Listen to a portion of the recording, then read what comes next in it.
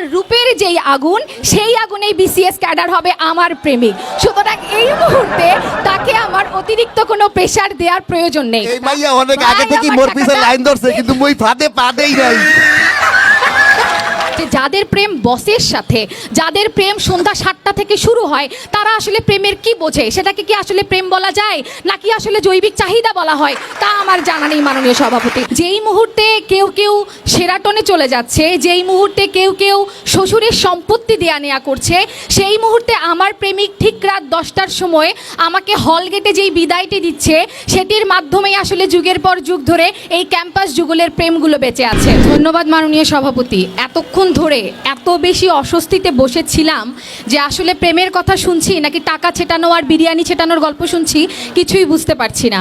মাননীয় সভাপতি দেখেন, আজকে ভালোবাসা দিবস, আজকে প্রেমের দিবস, আজকে বসন্ত। আমরা সবাই ফুল নিয়ে, প্রেম নিয়ে এখানে ভালোবাসা আর প্রেমের গল্প করতে এসেছি। এখানে একজন মানুষ যিনি খুবই বাজেভাবে আমাকে বলেছেন পরজীবী। আরে বাবা, আপনি পরজীবী তো বুঝবেনই কি করে? আপনি তো প্রেমেরই কিছু বোঝেন না। আপনি কি করে জানবেন যে হলে গিয়ে এত পরিশ্রমের পরেও প্রেমিকের জন্য রান্না করে সেই রান্না টিফিন বক্সে নিয়ে আবার হলের গেটে এসে খাওয়ানোর প্রেমকে কিভাবে ব্যাখ্যা করা যায়? আপনি কিভাবে জানবেন যে আসলে এক কাপে চা খাওয়ার মধ্যে যে মধুময় প্রেম থাকে সেটাকে কিভাবে ব্যাখ্যা করা যায়? আপনারা সহ এতক্ষণ পর্যন্ত মাননীয় সভাপতি যে সকল নোংরামি এবং বাজে কথা শুনেছেন, তারা কেউই প্রেমের কথা শুনেনি। আমি চাচ্ছি যে আমরা একটুখানি আমাদের প্রেমের গল্প আর আলাপটা আপনাদের কাছে করি। যেই মুহূর্তে কেউ কেউ সেরাটনে চলে যাচ্ছে, যেই মুহূর্তে কেউ কেউ শ্বশুরের সম্পত্তি দেয়া নেয়া করছে, সেই মুহূর্তে আমার প্রেমিক ঠিক রাত 10টার সময় আমাকে হল গেটে যেই বিদায়টি দিচ্ছে, সেটির মাধ্যমেই আসলে যুগের পর যুগ ধরে এই ক্যাম্পাস যুগলের প্রেমগুলো বেঁচে আছে।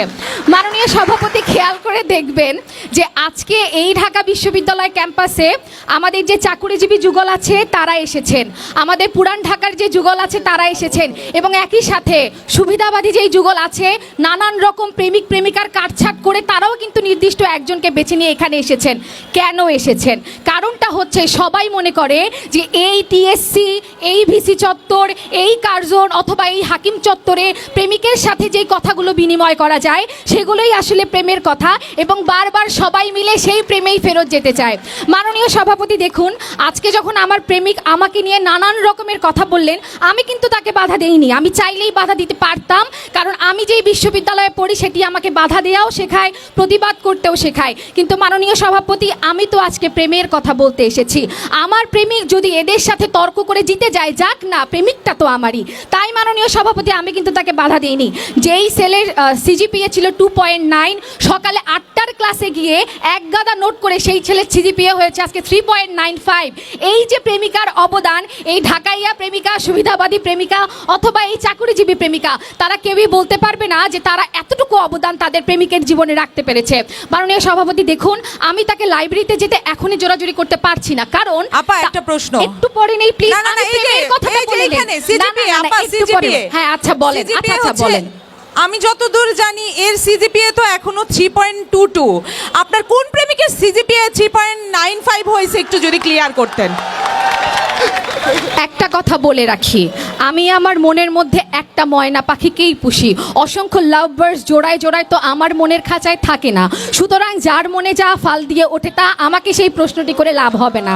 মাননীয় সভাপতি দেখুন, আমি এখনই তাকে পড়ালেখার জন্য, জীবনের যত কিছু আছে তার জন্য তাকে প্রেশার দিতে চাই না, কারণ আমার রূপের যেই আগুন সেই আগুনেই বিসিএস ক্যাডার হবে আমার প্রেমিক। সুতরাং এই মুহূর্তে তাকে আমার অতিরিক্ত কোনো প্রেশার দেওয়ার প্রয়োজন নেই। মাননীয় সভাপতি দেখুন, আজকে যে সুবিধাবাদী প্রেমের ভাইটি এসে বললেন তিনি নাকি আমার বিকাশে 500 টাকা পাঠিয়েছেন। এরকম নির্লজ্জ মিথ্যা কথা শোনার পরে আমার কিছু বলার ভুলইয়া গেছে, নগদে পাঠাইছিলাম, নগদে। আমি শেষ করে নেই। আসলে গত বছর যখন ভালোবাসা দিবসের বিতর্ক হয়েছিল, সৈয়দ আশিক অর্থাৎ আমাদের এই যে সুবিধাবাদী প্রেমিকটি এসেছিলেন, রিক্সা ভাড়া দিতে গিয়ে দেখেন পকেট ফাঁকা, কারণ তিনি লঞ্চে টাকা রেখে এসেছেন এবং তার কাছে দেওয়ার মতো কোনো টাকা ছিল না। আমি কি করলাম, বিশ্ববিদ্যালয়ের ছোট বোন হিসেবে আমরা সবাই বড় ভাইদেরকে হেল্প করি না, আমি বললাম ভাই আপনি কোনো চিন্তাই করবেন না, আপনার টাকাটা আমি দিয়ে দিচ্ছি। 365 দিন ধরে তাকে বারবার বলেছি ভাই এই মাইয়া অনেক আগে থেকে মোর পিছে লাইন ধরছে, কিন্তু মই ফাঁদে পা দেই নাই। দেখেন আমি বলি, আসলে যারা কার হাত ধরে হাঁটবে আর কার হাত ধরে হাঁটবে না এটাই ঠিক করতে পারে না।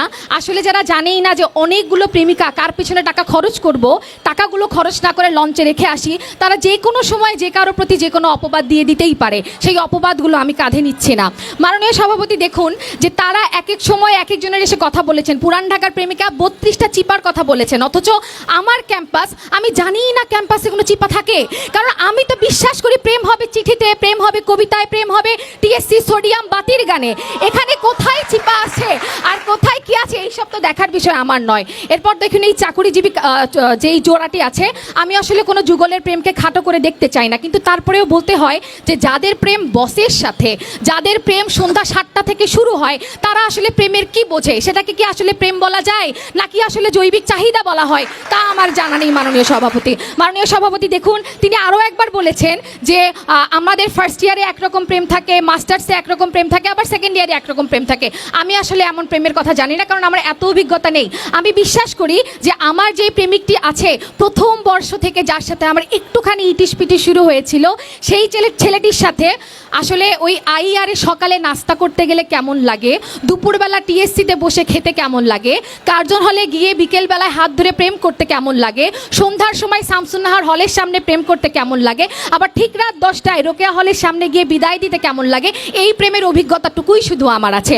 মাননীয় সভাপতি আপনি আজকে দেখবেন যে তারা এক একজন হাতে বিশাল বিশাল পত্র, বিশাল বিশাল লেখা নিয়ে এসেছে, কারণ তারা কেউ জানে না যে প্রেমকে নিয়ে কি বলবে, প্রেমিকাকে নিয়ে কি বলবে, কারণ তারা তো প্রেমে বাঁচেই না। কিন্তু আমি প্রেমে এমনভাবে বাঁচি যে আমি ছোট্ট একটি চিরকুটে কেবল একটি মাত্র কবিতা লিখেছি, যেটি আমি সবার উদ্দেশ্যে বলতে চাই। এর বাইরে প্রেম নিয়ে আমাকে কিছু লিখতে হয়নি, কারণ আমরা প্রত্যেক বছর, প্রত্যেক দিন, প্রত্যেক সময় এবং প্রত্যেক মুহূর্ত যেইভাবে প্রেমে বাঁচি, আমাদের মতন করে প্রেমে আর কেউ বাঁচে না। এবং প্রত্যেক বছরই আপনারা যারা সবাই এই ক্যাম্পাসে ছুটে আসেন, নিজেরাই আসলে স্বীকার করে নেন যে ক্যাম্পাস যুগলই আসে, যত যুগল আসুক অথবা যাক, ক্যাম্পাস যুগলগুলো সব সময় বেঁচে থাকে এবং তারাই আসলে সব সময় সেরা থাকে।